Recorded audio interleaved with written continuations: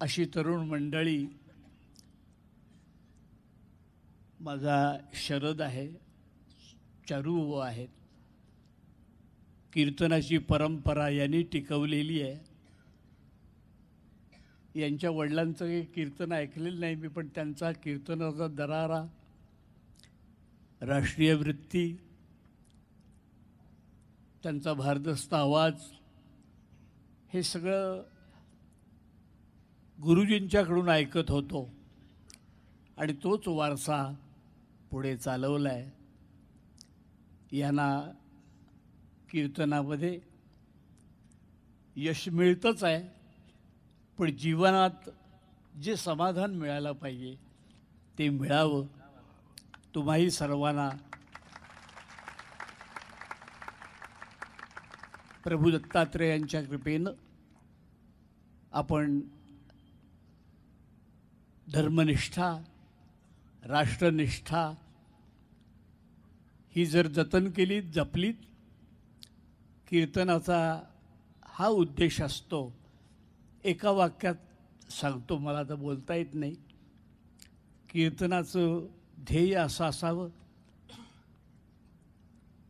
वेदांचा आदेश,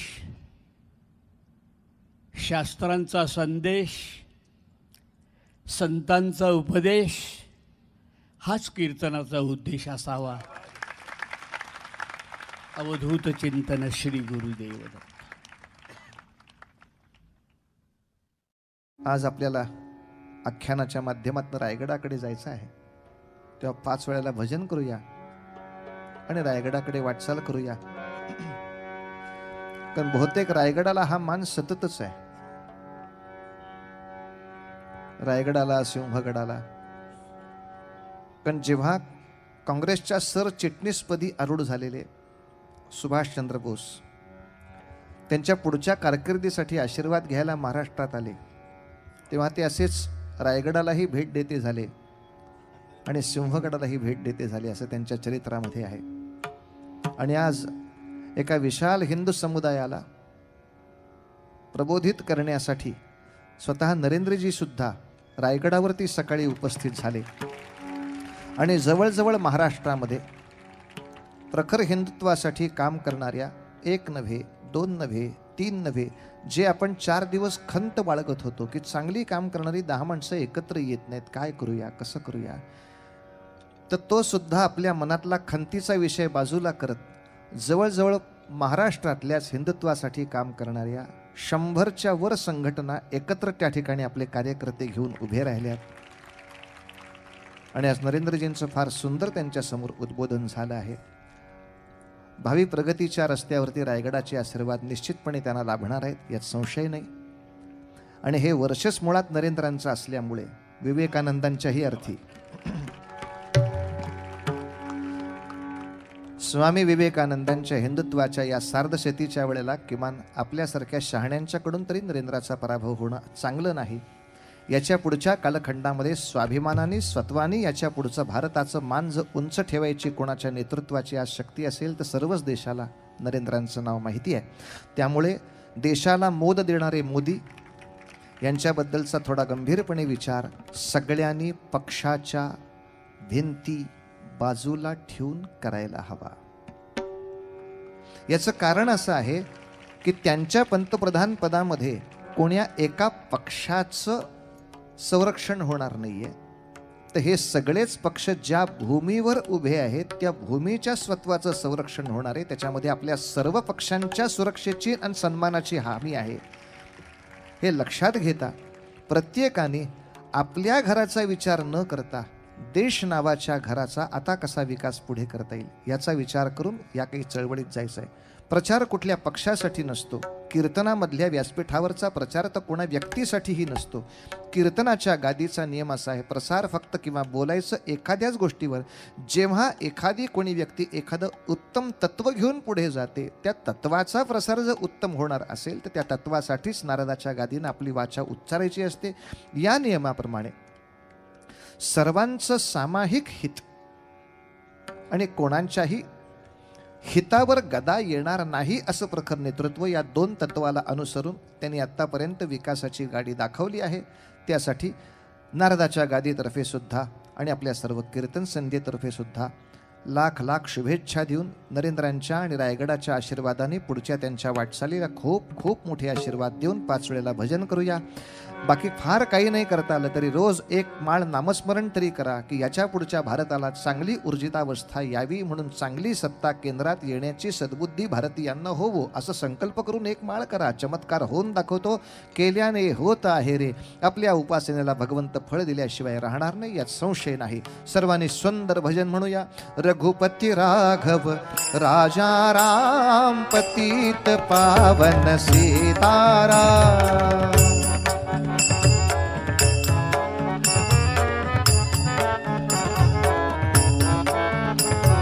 रघुपति राघव राजा राम पतित पावन सीताराम.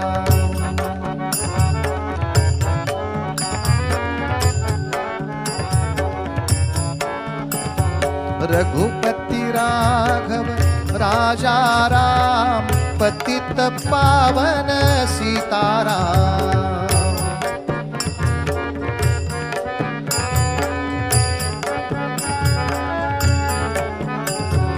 रघुपति राघव राजा राम पतित पावन सीताराम.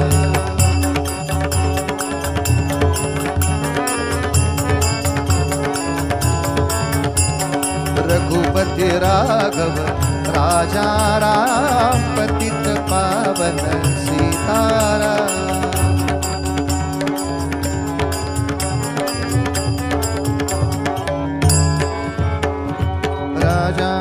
राज रामचंद्र महाराज की जय.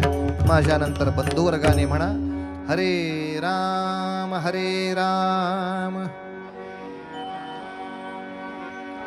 राम राम हरे हरे, हरे कृष्ण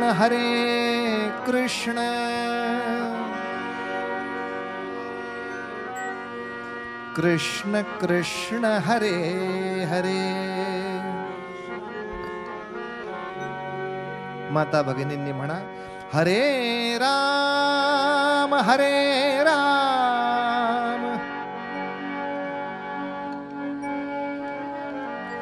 राम राम हरे हरे.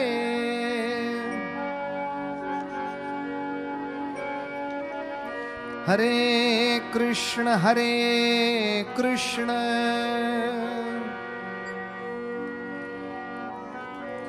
कृष्ण कृष्ण हरे हरे. जय जयकार एकत्र. गोपाल कृष्ण महाराज की जय. आनंदी आनंद अवघा आनंदी आनंद अवघा आनंदी आनंद अवघा अवघा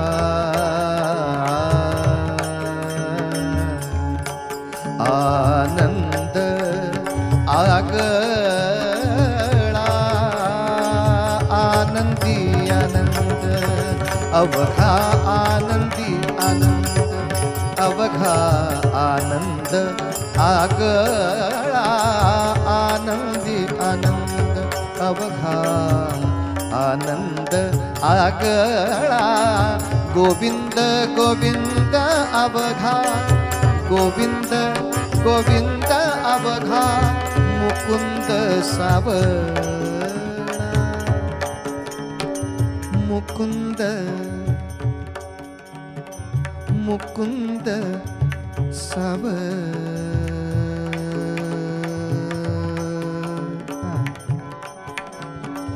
मुकुंद सावळा. आनंदी आनंद आनंदी आनंद अवघा आनंद आगळा. गोविंद गोविंद अवघा गोविंद गोविंद अवघा मुकुंद. आवाज हळू करायचा म्हणजे ऐकू येईल. मुकुंद सावळा आनंदी आनंद, अवघा आनंदी आनंद, अवघा आनंदी आनंद.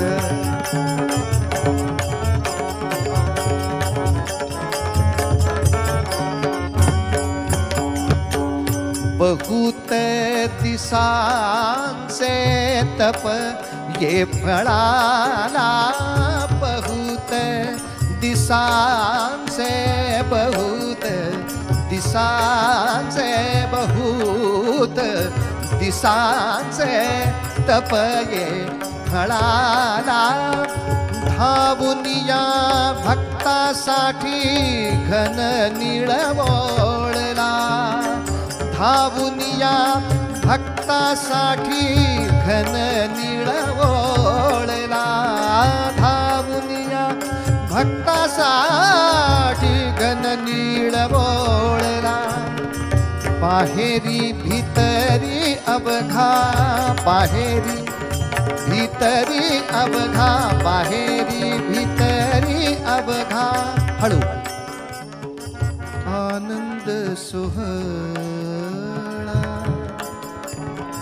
साफ्याचा पूल धरताना आवाज वेगळा, गुलाबाच्या वेळेला आवाज वेगळा.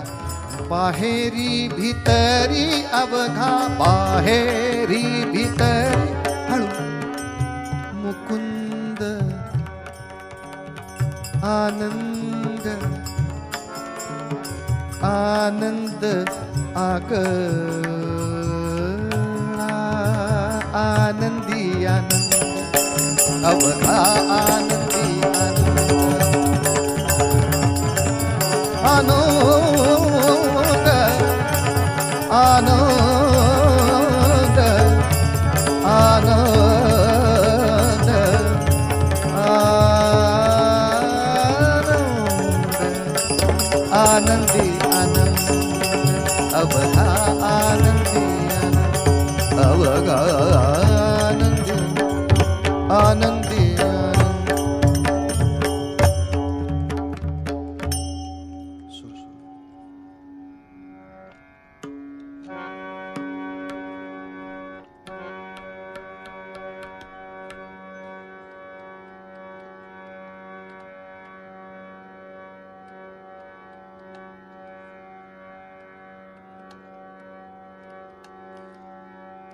राजे आग्र्याहून सुटून आले, मग जो काही आनंदी आनंद महाराष्ट्रात होता. पण सुटून आल्यानंतर राजांनी एक विचार असा केला की स्वराज्य स्थापनेच्या शपथेपासून महाराष्ट्रामध्ये अखंड युद्ध चालूच आहेत. आधी अफजल खानाची स्वारी झाली, त्याच्या बरोबरीने सिद्धी जौहरची झाली, ती संपते तो शाहिस्ते खानाची झाली, ती संपते तो मिर्झा राजांची झाली. गेली 15 ते 20 वर्ष महाराष्ट्र नुसता युद्धाच्या चरकामध्ये पिळून निघतो आहे. आता एक राजा या नात्यानं या देशाला काही स्थिर अवस्था प्राप्त करायची असेल तर युद्ध नसलेली एक 4-5 वर्ष असली पाहिजेत की जेव्हा युद्ध नाही. म्हणून मग राजांनी आग्र्याहून आल्यानंतर औरंगजेबाला दिलगिरीचं पत्र लिहिलं. झाल्या गोष्टीबद्दल मी दिलगीर आहे.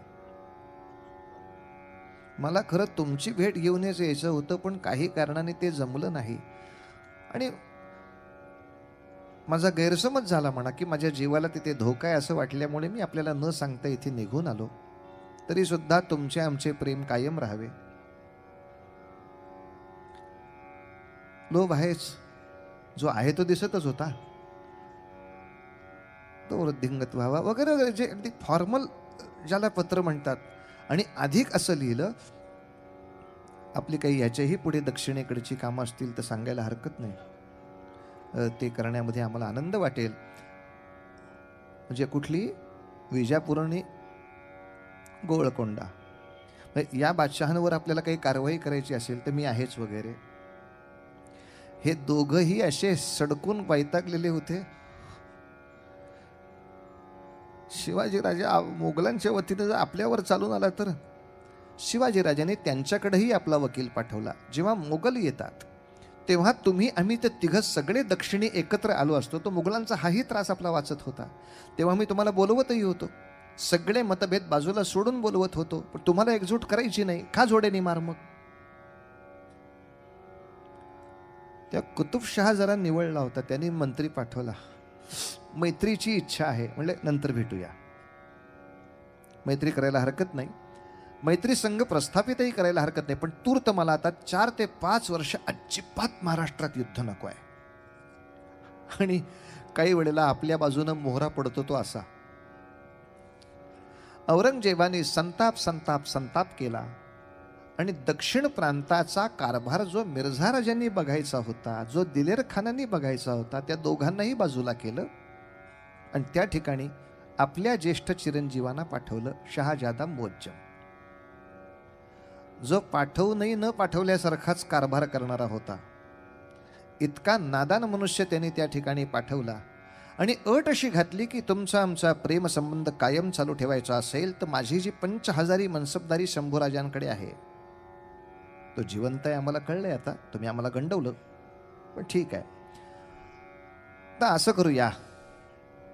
आता तसाही मी 50 वर्षाचा, म्हणजे असा औरंगजेब म्हणतोय, सांगते बरं का मी.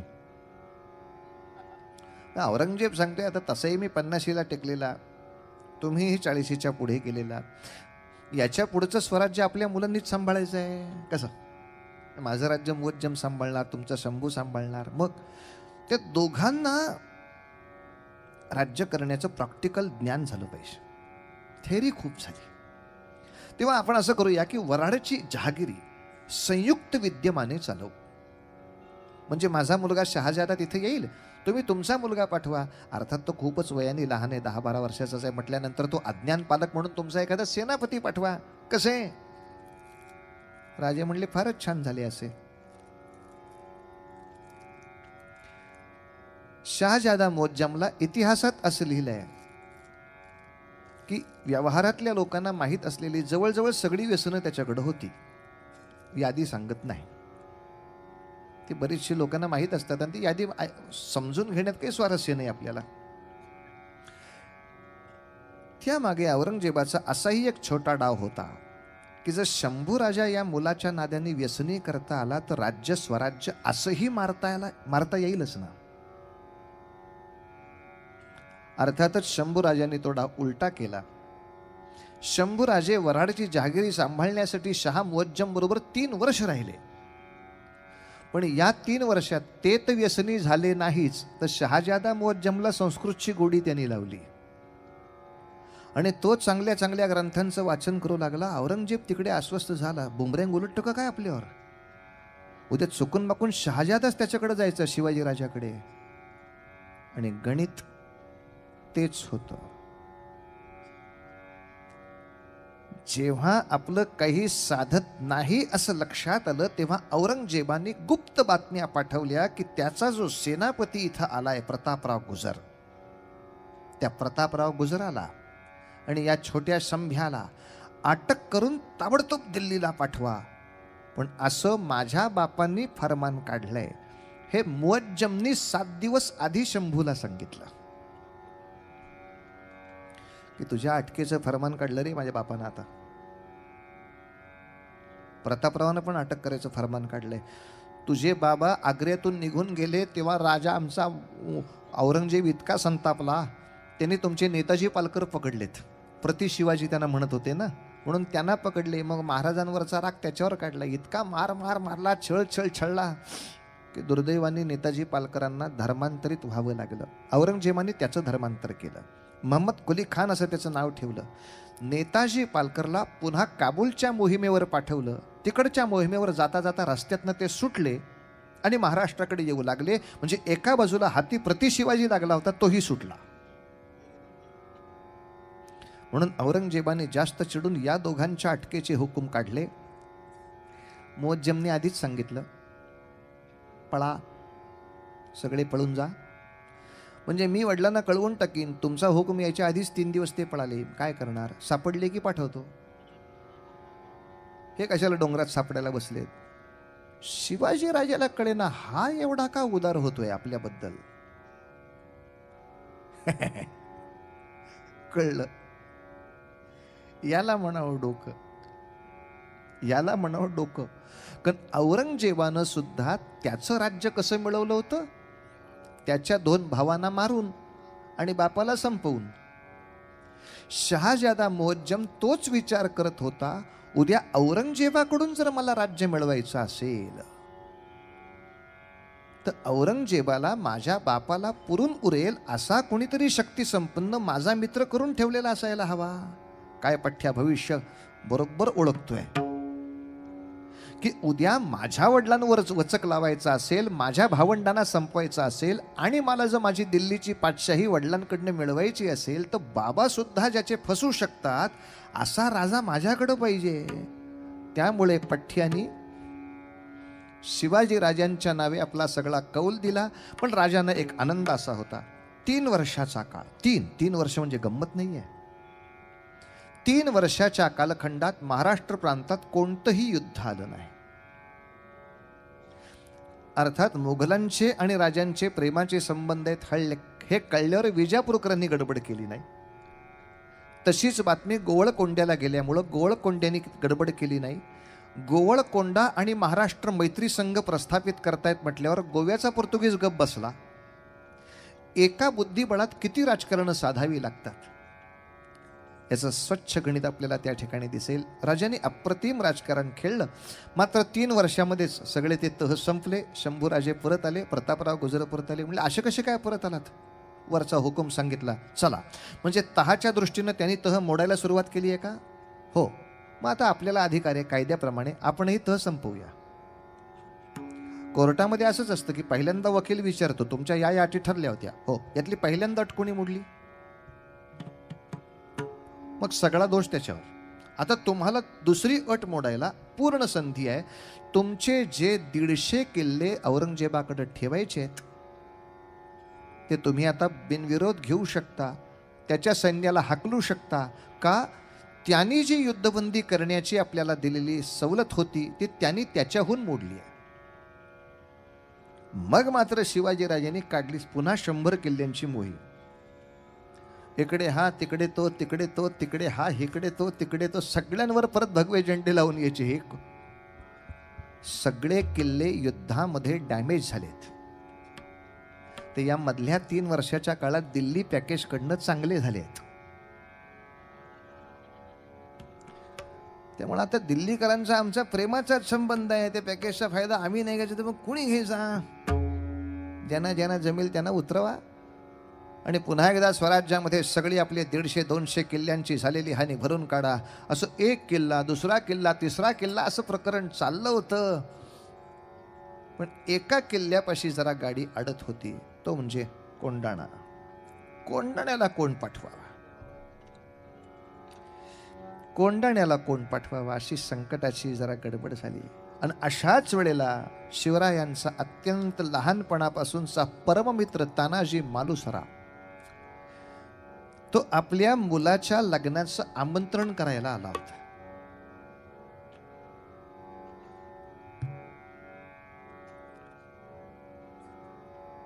त्यांनी आपल्या पोराला सांगितलं होतं, तानाजीच्या मुलाचं नाव रायबा आणि तानाजीच्या इकडे वडिलांचं नाव शेलार मामा. म्हणायचं मामा पण वडील. ते शेलार मामा यांचे चिरंजीव तानाजी, त्यांचे चिरंजीव रायबा, तिघही आले होते अक्षत द्यायला. कुटुंब, कु म्हणजे आजी आजोबा, कुळ, पुढे हे टू नवरा बायको आणि ब फार बाळ, अशी 3ही पिढ्या एकत्र असल्या त्या कुटुंब. म्हणजे आजी आजोबाच घरात नाही, हे नुसते टुंब. यांचा काय उपयोग? म्हणजे हे यांच्याकडे बाळच नाहीत, मग आता काय, हे नुसतेच कुटू आणि काहीच नाही तर कुई नाही ब नाही, हे नुसते टू टू करून काय करायचे? अख्खं कुटुंब तिथे अक्षत देण्यासाठी आलं. तानाजी शेजारी बसला शिवबांच्या आणि सहज जिजामातेनं खूप दिवसांनी ताने आल्यास रे म्हणून ओवाळणी केली. ओवाळणी केल्याबरोबर तानाजी विचारतो, अग काय घालू ओवाळणी राजमाता तुग महान, काय घालू ओवाळणी राजमाता तुग महान, शिवा बसला शेजारी ओवाळील प्रेमहान, दोघ बसला शेजारी ओवळील प्रेमान, काय घालू ओवळणी राजमाता तुगमान. जिजामाऊली काय ओवळणी घालू?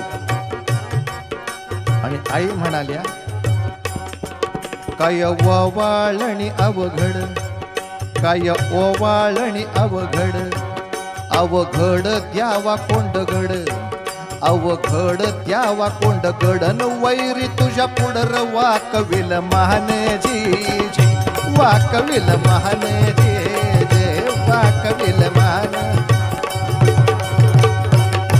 ते ऐकलं मात्र तान्याने. शिवाजी राजे पटकन आईना म्हणाले, आई कशाला सांगता हे त्याला? तो त्याच्या पोराच्या लग्नाचा अवतार घेऊन आलाय, त्याला काय कोंडाण्यावर पाठवायचा का आता? ते ऐकलं मात्र तान्याने. अक्षदाने भरलेली चांदीची वाटी बाजूला ठेवली आणि शिवबाच्या पायावर हात ठेवून तानाजी मालुसरेंचे शब्द बाहेर आले, आधी लगीन लबीन कोंडाण्याचं.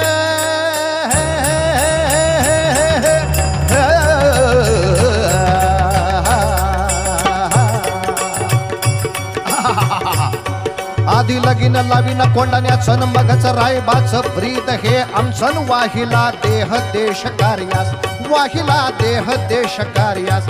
देवा धर्माची चाड आमास, देवा धर्माची चाड आमास. शिवराया हाच एकची ध्यास जी जी, शिवराया हाच एकची ध्यास जी जी. शिवराया गड घेतो तरी समाग येतो,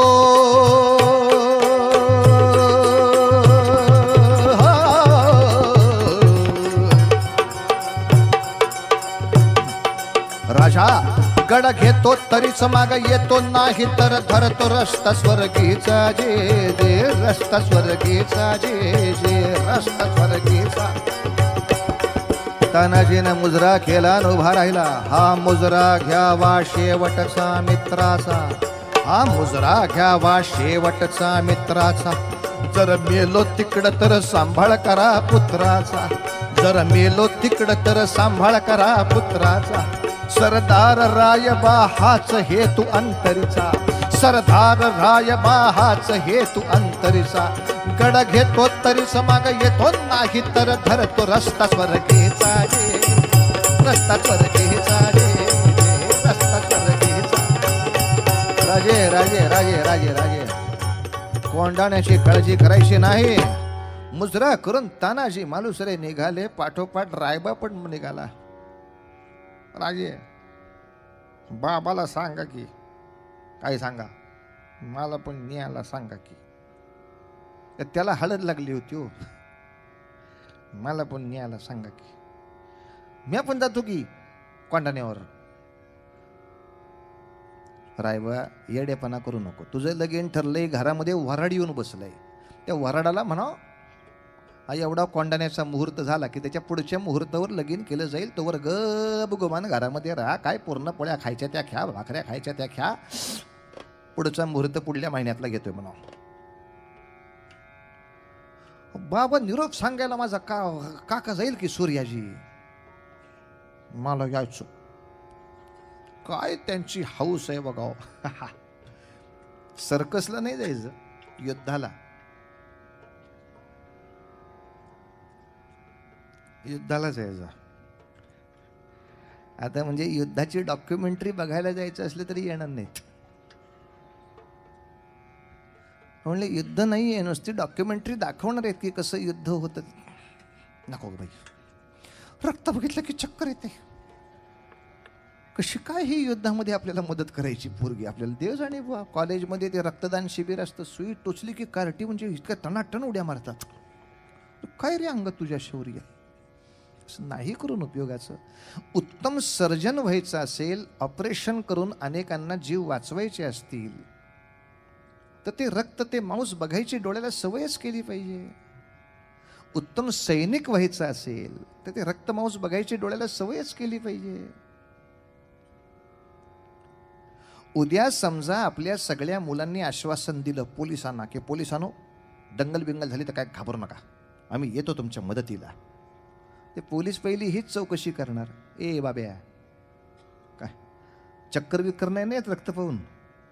नाही तर दंगल पेटली की काय काय होतं तुला माहीत नाही ल्या का? एखाद्याने चापर मारला हातावरती, माझा हात इथं गळफटून पडला, तुटून पडला, तो पटकन उचलायचा, असा जोडायचा, इथं बँडेज लावायचं, तिथं जायचं. तुलाच रक्त बिगून चक्कर यायला लागली, तुझ्यासाठी काय ॲम्ब्युलन्स आणू काय? साधी गोष्ट आहे, कोण कोणाला कशी मदत करणार? तेव्हा माझी प्रार्थना आहे का, जरा वाईट वाटेल, पुढल्या कीर्तन महोत्सवाला जरा कमी येतील माणसं बहुतेक, पण आज आपल्या देशातल्या पोलिसांना किंवा सैनिकांना आपल्या मुलांनी मदत करावी असं जर वाटत असेल तर आईवडिलांनी पहिलं त्यांच्याकडनं जबर व्यायाम करून घ्यायला पाहिजे. शक्ती नसेल तर ते कोणालाही मदत नाही करू शकणार आहेत. तेव्हा देशासाठी काहीतरी करावंसं वाटतंय, हो, पहिला गधड्या व्यायाम कर.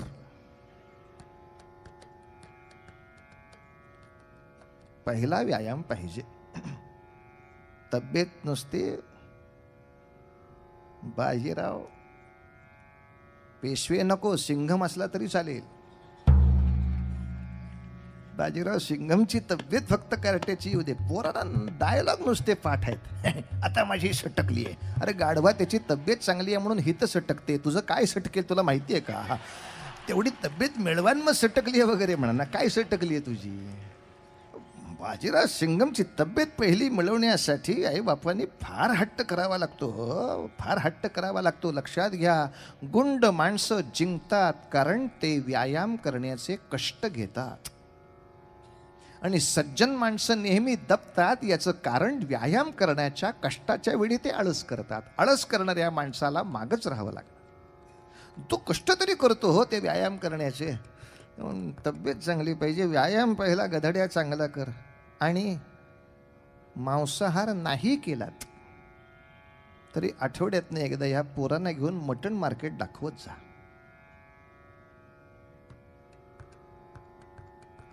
मटण मार्केट म्हणजे सोललेलं बकरं नका दाखवू, ते मारतात तेव्हा घेऊन जा, ते फाडतात कसं ते बघायला घेऊन जा.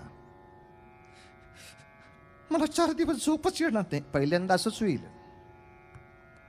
पण शेवटी तुला आज ना उद्या पोलिसांना मदत करायची आहे ना, सैनिकांना मदत करायची आहे ना. खरं अशी अवघड वेळ देशावर येऊ नये, पण विचार करताना समजा अशी चुकून माकून अगदी दंगलच व्हायला पाहिजे असं काही नाही. नैसर्गिक आपत्तीतनं सुद्धा देहाची अशी काहीतरी विटंबना होऊ शकते. मोठा दगड अंगावर पडला तरी सुद्धा हातपाय तुटू शकतो.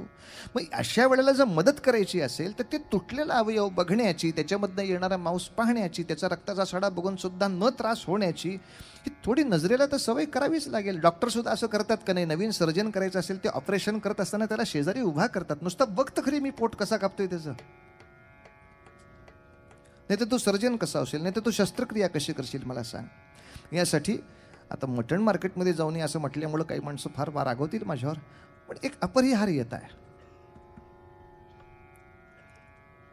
त्याला ते पाहायची थोडी सवय हवी. रायबा सांगतोय ते हे सांगतोय, बाबा ओ राजे, माझ्या बाबाला सांगा की मला घेऊन जायला. अरे असं का म्हणतोयस? का म्हणजे आमचे बाबा किती वेळा तुमच्या स्वारीवर गेलेत. इकडं स्वारीवर जा की चालला आमचा बाबा, इकडं स्वारीवर जा की चालला आमचा बाबा. महाराज, आम्ही घरी बसून सगळं बघतो, म्हणजे स्वारीवरनं माझे बाबा येतात, मग आमची आई मस्तपैकी अशी जरीची साडी नऊवारी नेसून, नाकामध्ये नथ घालून, ती निरांजन वगैरे लावून अशी दारामध्ये वावळते. मग दोघं एकमेकांकडे बघतात. पोरांचं निरीक्षण पक्का असते होते, कारण ती काय गप्प काय आंधळी आहेत काय ती. मग ते निरांजनाच्या वातीच्या प्रकाशात दोघं एकमेकांकडे बघतात, असं खुदू गालातल्या गालात हसत्यात. आणि मग तुम्ही काय बक्षीस दिलं असेल ते आमचा बाबा आमच्या आईच्या त्या तपकात टाकतोय, आणि मग आत येतात.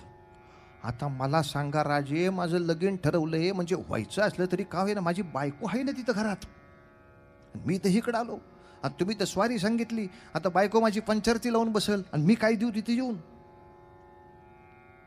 मला पाठवा की राजे.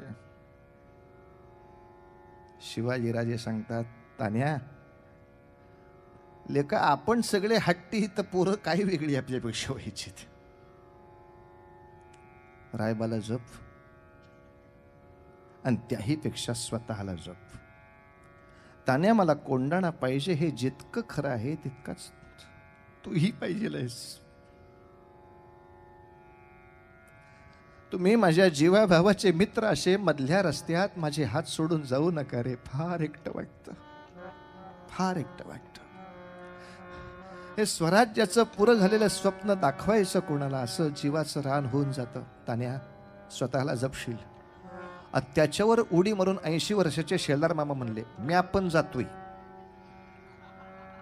म्हणलं मामा तुमचं वय 80, आता घ्या रिटायरमेंट. No retire. सगळे टायर पक्के आहेत. तो गाडी कुठेही घालायची सांग, आता नो रिटायर.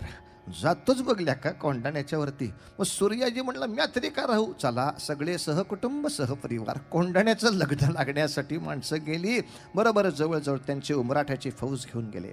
माघाच्या नवमीचा मुहूर्त ठरला होता. माघ वद्य नवमी, जेव्हा दासनवमी असते, तोच कोंडाण्याच्या विजयाचा पण दिवस. राजगडावर महाराज थांबले होते. तान्या, कोंडाण्यावरती विजय मिळवल्या तिथं गवताची गंज आहे, ती पेटवायची. ती गंज पेटली म्हणजे मला कळेल काय झालं. दुसऱ्या क्षणाला मी तिथं येणार आहे तुला बघायला, ध्यानात ठेव. आम्ही कोंडाण्याला माघाच्या वद्यनवमीला पुण्याच्या व्यायामशाळेतर्फे एक स्पर्धा ठेवली होती की जिथून तानाजी तो गड चढला, तो कडा चढला, त्या कड्याला दोऱ्या लावायच्या आणि पुन्हा आपल्या पोराने ते चढून दाखवायचं. आली होती पण 400-500 मुलं आली होती चढून दाखवायला. दोरीचा मलखांब ज्याला येतो त्याला ते जमण्यासारखं आहे. याचं कारण तो कडा असा कोऱ्हाडीसारखा तिरपा आहे, पाय टेकायला जागा नाही, दोरीलाच गाठी करायला लागतात. त्या गाठीवर असं करतच वर जायचं. अगदी खूप वर गेलात तर एखादा आधार सापडणार आहे. यासाठी अर्थात तानाजी मालुसरेंनी पहिलं वापरले ते घोरपड नावाचं हत्यार.